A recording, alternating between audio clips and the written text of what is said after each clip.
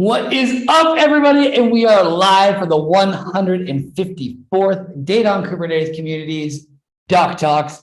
As usual, my name is Bart, Farrell, the host with the most, and I'm very excited to be with you today in our brand new DoK cave.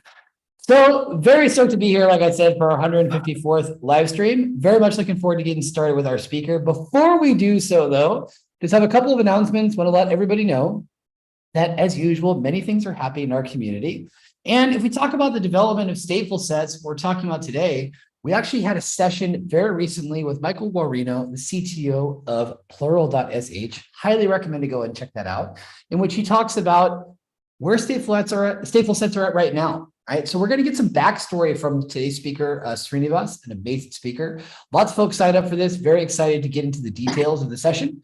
But with that in mind, I'd like him to turn his camera on and so that we can start hearing from him. How you doing?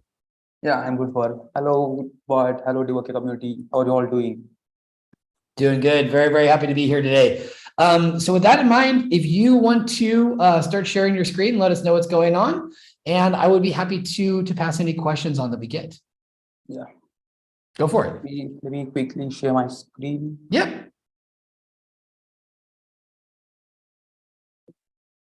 I hope my screen is visible now. Yep, looks great. Yeah. Thank you, Bart, and thank you, DoK community, for having me over here. And today we are going to talk about StatefulSets. What are those? Why we need those? We already have deployments, but why we need StatefulSets and how we are going to deploy that by using a quick demo. These are the agenda for today. Like, firstly, we discuss about what basics first, states and stateless applications are. Then we'll move on to what deployments and what are the issues that cause by deployments. And then later on, what are statefulsets and how statefulsets actually fixes the issues that can arise from deployments. And then later we will go for a quick demo. Sorry. Firstly, let me clarify the term state. What the term state actually means. The term state actually means something which is having the session storage or something like which actually impacts the present transaction of an application. So as the name itself says, stateful and stateless, it is self-explanatory. StatefulSet applications are basically the applications which keep tracks of sessions or transactions that happen. And the present action will be based on the previous session history and all. Stateless is just like another dory from Nemo. It doesn't keep any memory of the previous session. Before getting into what are the problems that we get from deployments and for any example of stateful and stateless applications, I want to take note of two important things. Even though stateless application doesn't store any kind of state, it still has some state of some storage data in the client-side applications. The primary difference between stateful and stateless applications comes where the session data is stored. In stateful applications, the session storage is mostly stored in the server-side servers and server-side databases. In stateless applications, it is mostly client-side.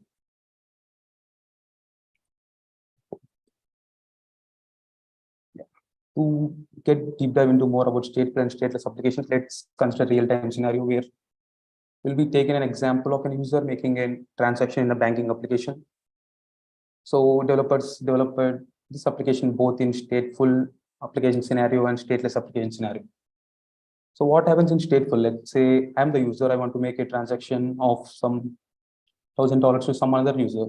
What I typically do, I go to my application, I enter my credentials, and as soon as the credentials authenticates from the application server, after the login success, this is the important step over here. Here is where the session details are stored in the server. Let's say I entered some credentials like Srinivas, username is Srinivas, and password is DoK is awesome, and it is success. What happens? We will be prompted with a login screen.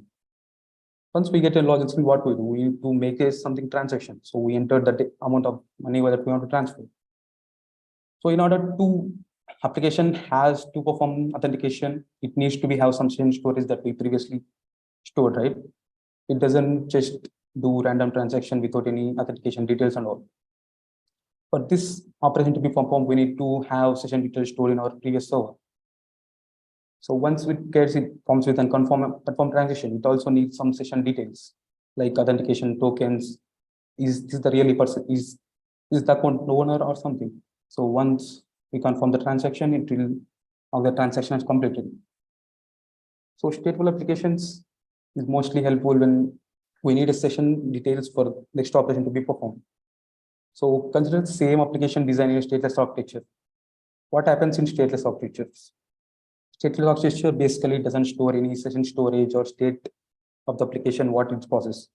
So let's say our same banking application created in stateless architecture. The user enters his credentials. Okay, I entered credentials as Srinivas and password as DoK is awesome. What happens next? So our server actually processes the request and authenticates and sends a token back to our authentication server. It is success.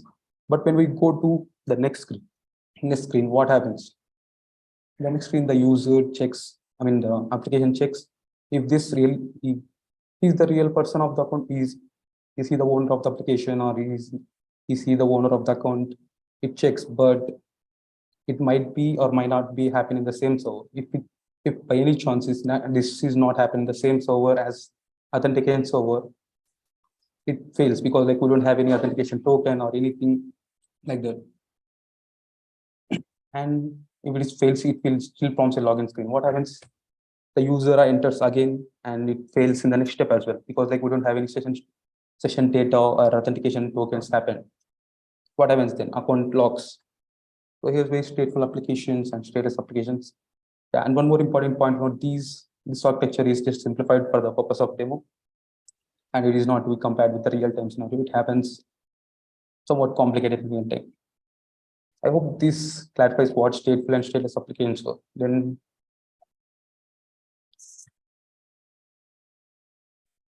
okay, we have already deployment object in Kubernetes for managing applications, right? We have deployments to create replicas and pods, to specify number of pods need to be run at any particular time. And deployments also supports persistent volume, data storage classes and everything. But what are the problems that we have from deployments?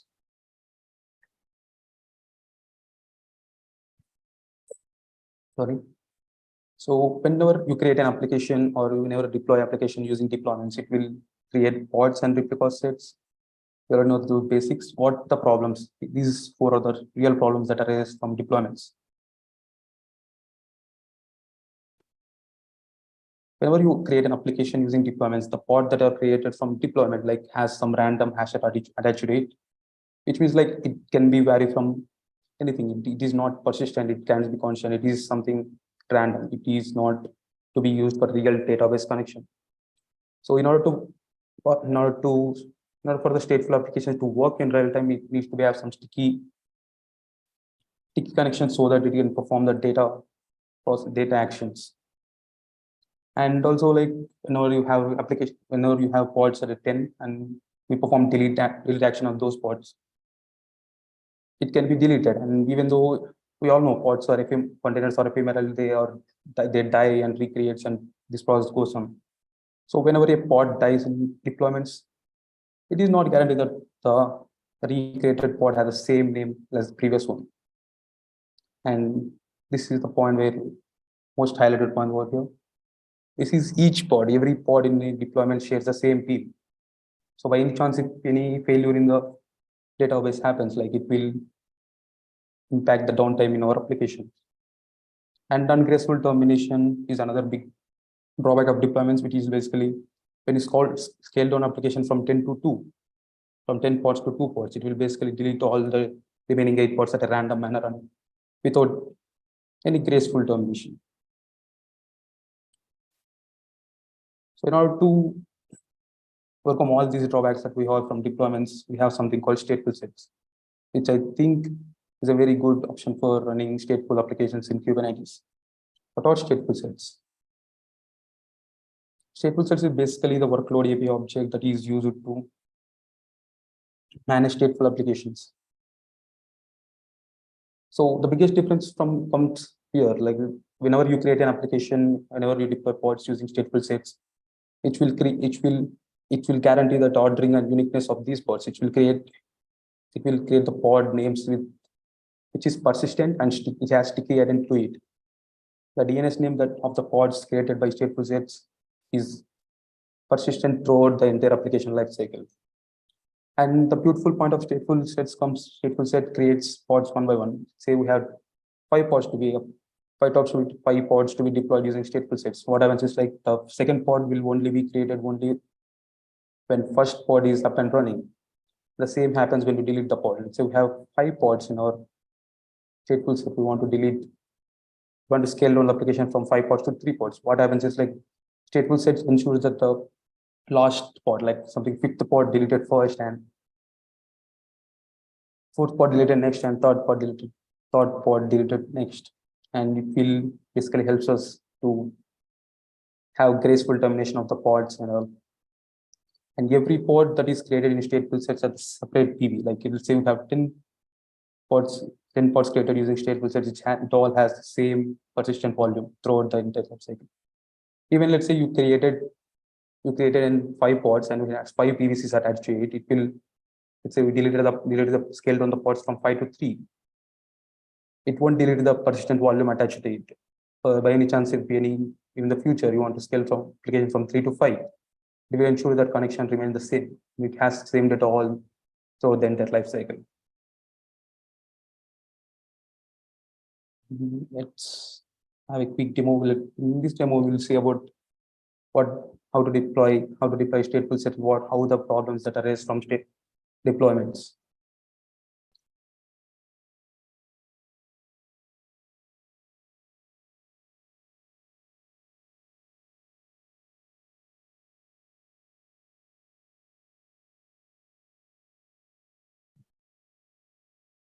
We'll create a namespace for our deployment so that we can see all the deployments in one namespace and switch to context.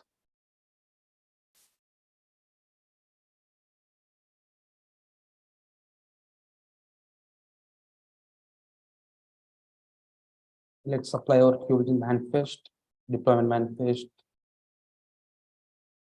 So you can see we are creating a Redis cluster. We are using Redis cluster with 2 replicas to be happen. And we have something called volume points where we'll be using the volumes and also have persistent volume. We are using config map for getting data for the configuration of Redis cluster, and we're also using a persistent volume for storing the data from Redis cluster. So let's apply kubectl apply.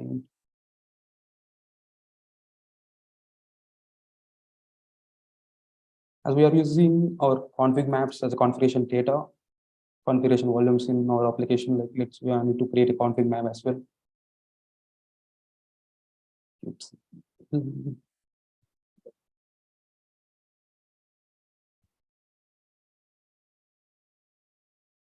Have all the deployment our application now. So let's get pods.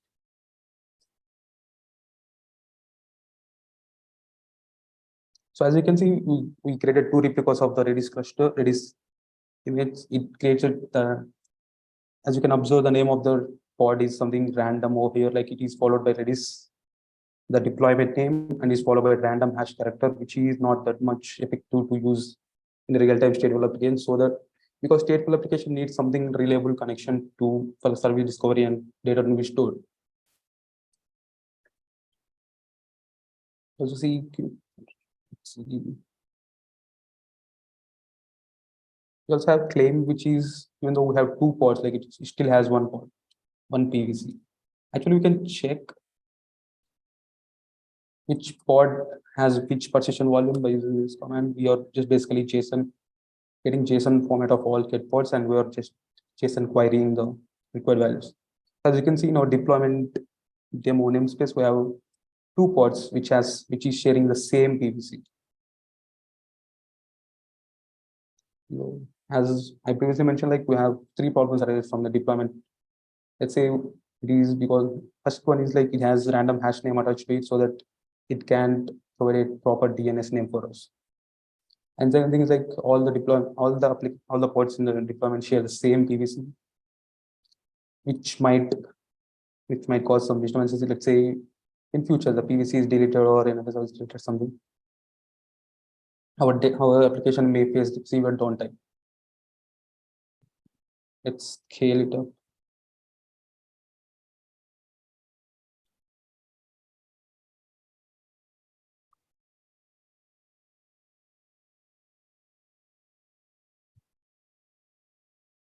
Let's scale to 5.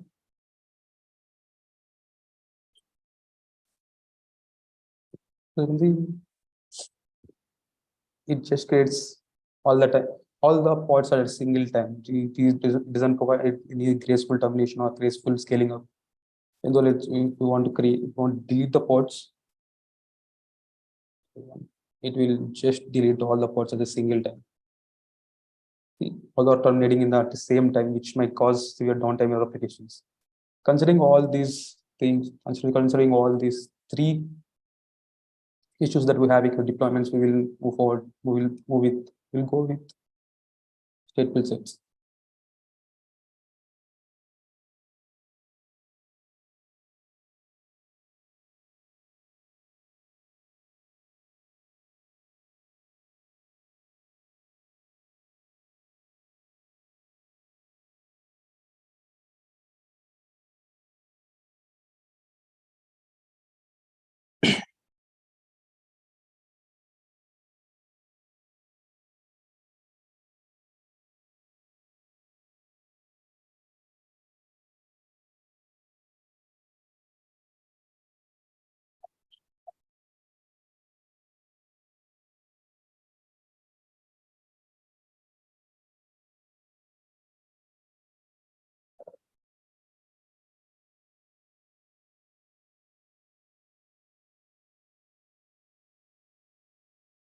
This is the manifest of the StatefulSet that we're going to deploy now. We're creating a Redis cluster which is same as the we created in our deployment manifest. We're currently using like 2 replicas. And yeah, by default, StatefulSet needs an headless services so that it can provide a network identity for the every pod created in StatefulSet. This has to be done manually. It won't create any. By default it doesn't create any network identity for the pods. So we need to create an headless service for that. And volume claim templates are just similar to PVC that we have in deployments. But here the volume claim template creates each PVC, separate PVC for every pod associated with it. Let's apply.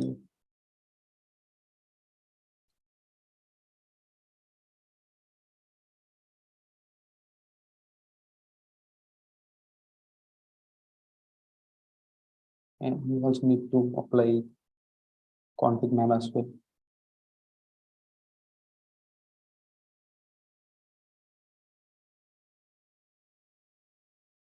See, the name in the names of the pods that were created using StatefulSets has some thing that can we rely on. It has some positionary, even though the second pod only be created after the first pod is up and running. And this name is formed like just like we have name convention deployments. It is StatefulSets followed by some ordinal number. So it varies from 0 to 0, 0 to n, based on the number of pods you have.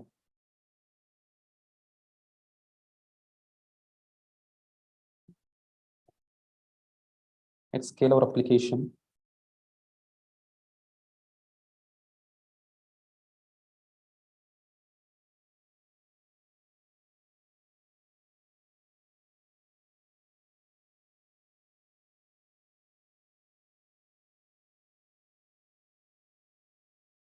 See, the third pod is created only when second pod is up and running, and fourth pod will be created only third up and running. It just goes one by one.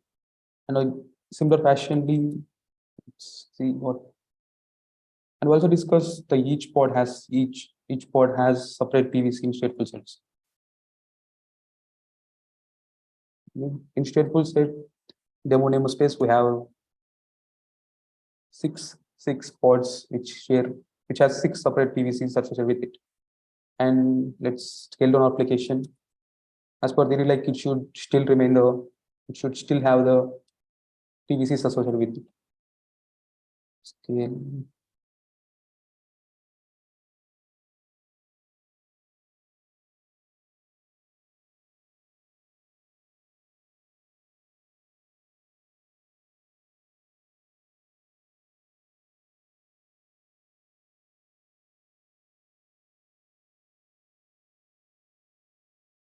See here, termination operation also performs one by one, starting from the highest ordinal number to the lowest ordinal number.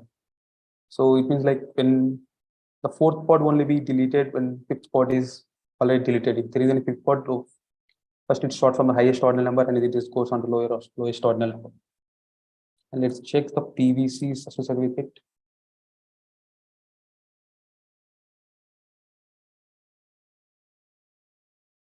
We don't have it much pods running, but it still remains.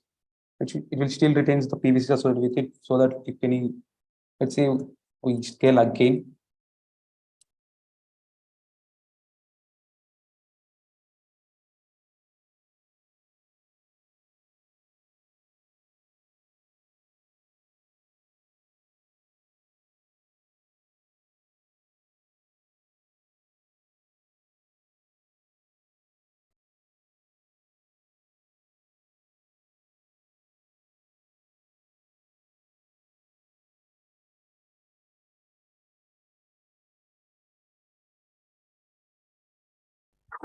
But stateful applications by default, the databases that we use in stateful application by default needs clustering has to be enabled, which is not by default done by Kubernetes. We need application developers need to be aware of what clustering in databases, and we need basically the clustering means the replication of data in all the PVCs that we have. So let's say the user traffic comes to pod 1 and the data is stored in first pod's PVC, and the second operation from the same user gets to pod 2. What happens then? Like we need to duplicate the same session storage in the second PVC as well. So in order to have that clustering feature, the application developer has to be aware of what clustering features, and we need to enable it manually. Kubernetes by default doesn't do that. So let's check. See, after scaling of application from 2 to 6, the previous connections are still working.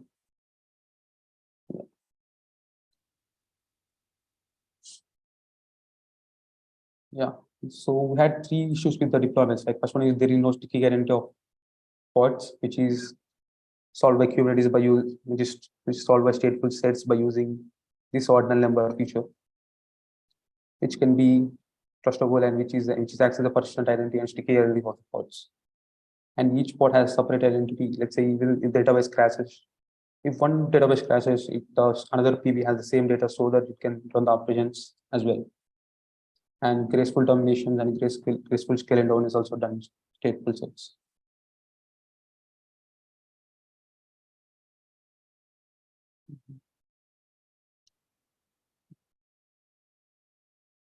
Yeah, that's pretty much about what StatefulSets are and how you can configure them and how you can upon running a stateful application using Kubernetes.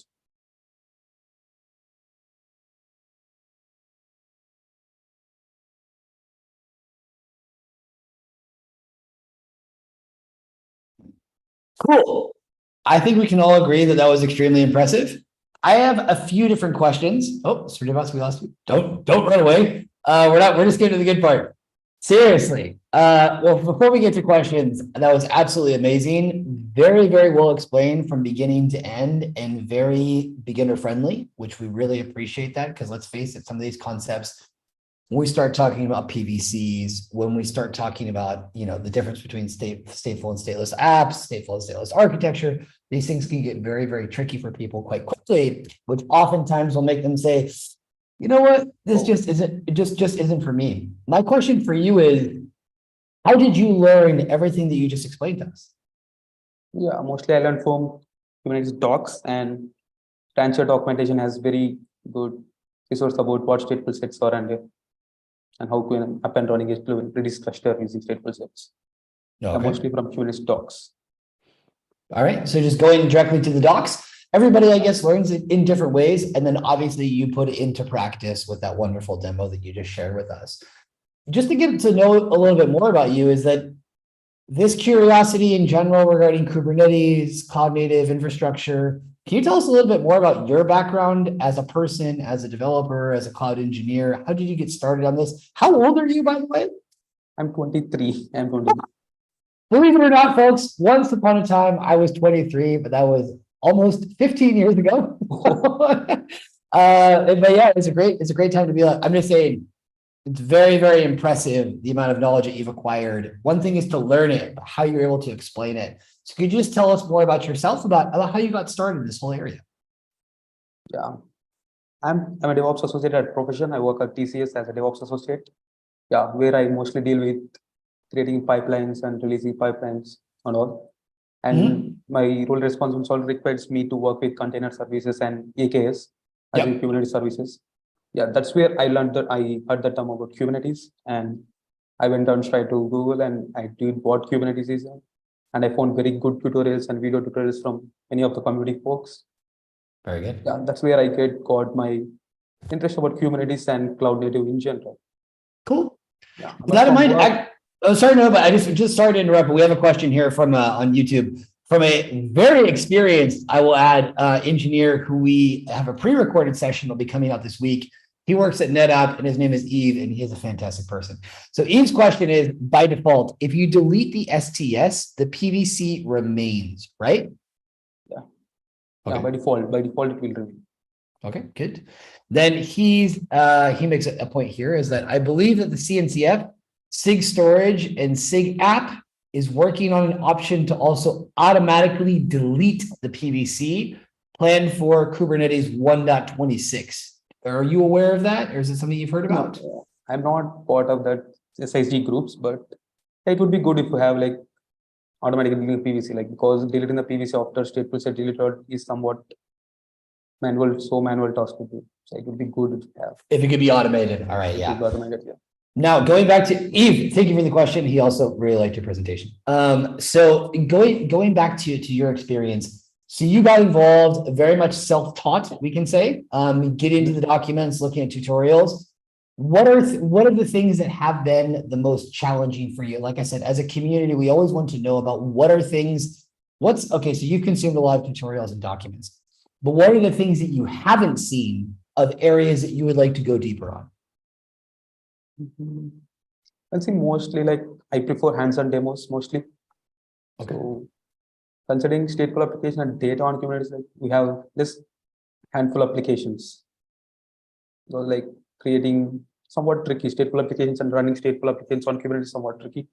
So that's why we like some less number of tutorials compared to what we have for deployments or application running using deployments. Gotcha. We might need to have more talk about data on Kubernetes. Very good. That's why we exist as a community, in case you're wondering. But you're absolutely right. And that's the thing is that sometimes we feel like, oh, we've created a lot of content, but there's still so much more that's out there that we need to get to. So anyway, so your suggestions and ideas are very welcome here.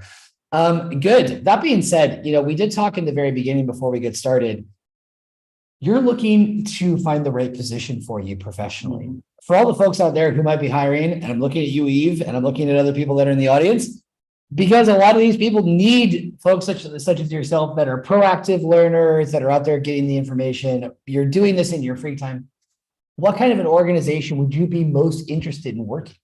Like what sounds the most appealing based on your skills, based on the interest that you're developing? What would be the most stimulating kind of a company or technologies that you're most excited about working with? Mostly it should be like community focused, developer focused. It should first priority to the developers and community. And it should be like more growing together. What I believe is growing together is the best approach for a company or organization to grow further. Yeah, and should be like more community focused. That's where I want to be. All right. So you heard it from straight from the source. Community focused companies, if you're out there, if you're looking for a solid engineer who is really passionate, willing to take the time to learn complex subjects, and on top of it, shares them very well with his peers. I think that's a fantastic way of putting yourself out there. As usual, Srinivas, in our community, we do something that we do a little bit differently. Is while you're talking, we have an amazing. Let's see if you can. Can you see my screen? Yeah, I can see your screen. Very good. So if you can, then and all the folks at home as well, you can see the amazing artwork that our artist Angel created while you were talking. So an artistic depiction of the different components that were featured in your presentation. We've done 154 of these. Not many have been as concrete and as easy to follow as yours. So I congratulate you on that. It was super logical, very smooth, very nice slides, I'll say as well too, and then finishing with the demo of bringing it to life and seeing it being put into practice. I'm telling you that this will not be the only time you're featured in our community, because I really like how you set that up, got straight to the point. And this is obviously vendor neutral because you're not affiliating with one particular, brand or flavor. So I really, really appreciate that. You mentioned in the beginning, if people want to get in touch with you, you mentioned towards the end, but if you want to just let us know where folks can find you if they want to get in touch, what's the best way? Yeah, best way to find me is on Twitter and LinkedIn. It is Karnati. And relatively straightforward. All right. Well, you had that in your last slide as well too. So like I said, if people want to check that out, they can do so. I really enjoyed this, and you can expect to be hearing from us. Actually very, very soon, probably this week. So don't go anywhere. But anyway, thanks to everyone for joining us today. We'll have some other content coming out this week. We have a really, really good breakdown of different reports from Eve, the wonderful audience member who we had asking questions today. So you can expect that to come out later this week, pre-recorded content. And as always, folks, if you have not, for whatever reason, checked out the Data on Kubernetes research report, please do so. I will drop the link here in the chat. If folks haven't seen that, I know you have already. But we're always looking to get feedback about the interesting points that you're finding there, the things that you're finding useful, and as well, the questions that still remain unanswered, right? So these are things we want to be looking at too. Srinivas, thank you very much for your time today. I really enjoyed it. thank you, Bart. Thank you, DoK. All right. Take care, everybody. Have a good one.